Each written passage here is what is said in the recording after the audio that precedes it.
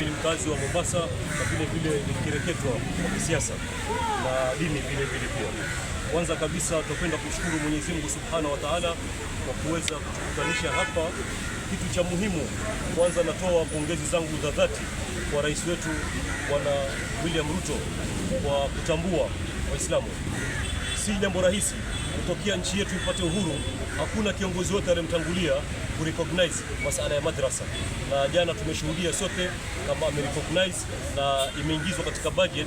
Hiyo ni moja katika elimu ambayo watoto wetu watakuwa wakiipata katika mashule mpaka ya serikali, kwa sababu wakati tulionao wa nyuma ilikuwa masomo yetu ya madrasa mara nyingi yakipatikana katika integrated ambazo ni shule za Kiislamu, lakini safari hii mfumo wa kielimu utabadilika, hata masomo ya kidini pia yatatambuliwa katika serikali yetu.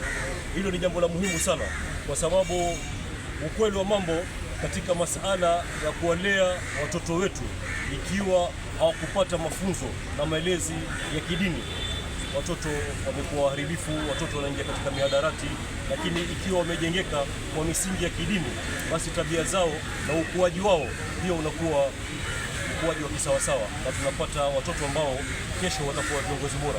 Kitu muhimu, ningelipenda watu wote tushirikiane katika mambo haya na tumuunge mkono rais wetu kwa ile mipango alionayo katika taifa letu la Kenya kwa jumla. Na vile natoa nasaha kwa wanafunzi wetu wawache kufuata wenzao ambao wanaongoza katika njia ambazo si sawa. Nafikiri karibuni pia tumeona baadhi ya shule zimeanza kuchomwa, na hii yote inatokana na kwa sababu ya mihadarati.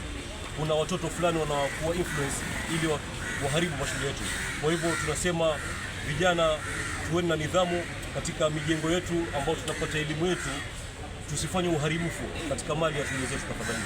Tunaomba amani Kenya yetu inshallah. Mubarak, mwenyekiti wa muungano wa maimamu na walimu wa madrasa katika eneo la Kilifi South. So I'll just in my press conference in press statement in English.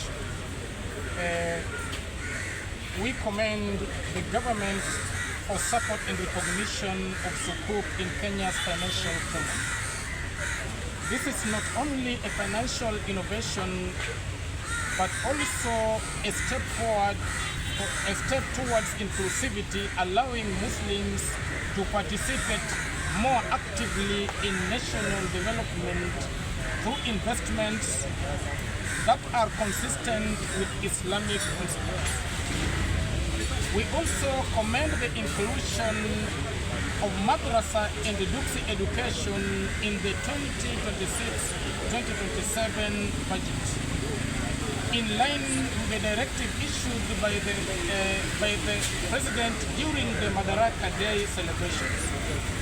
This demonstrates the government's commitment to ensuring that all forms of learning are recognized and supported, particularly for children in marginalized and underserved communities. The move is a significant step towards educational inclusivity, equity, and integration of learners who have for many years remained outside the formal education framework. Asante sana. Kataga Pwani Patriotic Religious Leaders Chairperson, tunamshukuru Mwenyezi Mungu tumeweza kuswali swala ya Ijumaa vizuri. Tunaomba Mwenyezi Mungu atutakabalie. Madhumuni ya kukutana hapa ni baada ya ripoti ya jana kutolewa na CS Waziri Mbadi. Kama viongozi wa kidini, viongozi wa Kiislamu, tumefurahia hasa baadhi ya vipengele ambavyo kwamba tumeweza kushuhudia jana vikizungumziwa.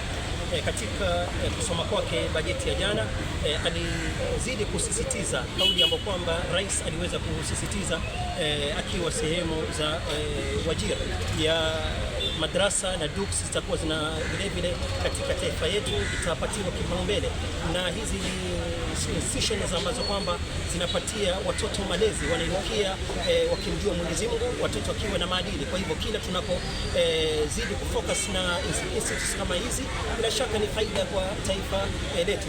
Tumefurahishwa sana kama viongozi wa kidini, na vile katika mazungumzo yake aliweza kutaja jambo zima la kushirikiana na mataifa ama masoko ya Kiislamu, nchi za Kiislamu labda ambazo kwamba zilikuwa zinachelewa kuleta maendeleo katika taifa letu kwa sababu ya jambo la riba, kwa sababu riba katika dini yetu, imani yetu, ni katika madhambi makubwa Muislamu kuingia katika biashara ya riba.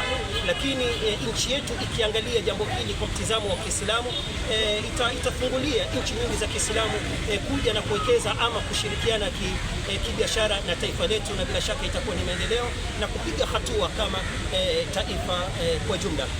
Na vile katika jambo ambalo kwamba aliweza kulizungumzia CS wetu siku ya jana ni kuhusu jambo la ardhi. Tumeona katika taifa letu kuna utata mkubwa, ugomvi mkubwa kutokana na mambo ya kumiliki stakabadhi za ardhi, hasa sehemu ya pwani, na vile aliweza kuodoresha jambo la bajeti ambayo kwamba itasimamia umiliki wa hati za ardhi, hasa eneo la Coast Region. Kama viongozi wa kidini tunafurahishwa sana na hatua kama hiyo, kwa sababu italeta amani. Tumeona sehemu mbalimbali watu wanakosa amani kwa sababu jambo zima la ardhi. Na mwisho tunazidi kupongeza rais wetu kwa kauli ambayo kwamba alitoa kama jamii ya Kiislamu, ambapo kwamba tunajihisi ni minority, akiwa katika mji wa Wajir. Alisema anaomba msamaha kwa uongozi uliotangulia kuwa ni sababu ya sehemu fulani za taifa letu kusaulika kimaendeleo, ikiwemo North Eastern na sehemu kama Coast Region. Akawa kiongozi wa kwanza kuomba msamaha kwa niaba ya viongozi waliotangulia kwa hawa wananchi ambao kwamba wana haki ya hii taifa na wanalipa ushuru, walicheleweshwa kimaendeleo labda kwa sababu moja ama nyingine. Tunapongeza zaidi kauli hii ambayo kwamba ilitoka kwa rais wetu wa taifa. Asante.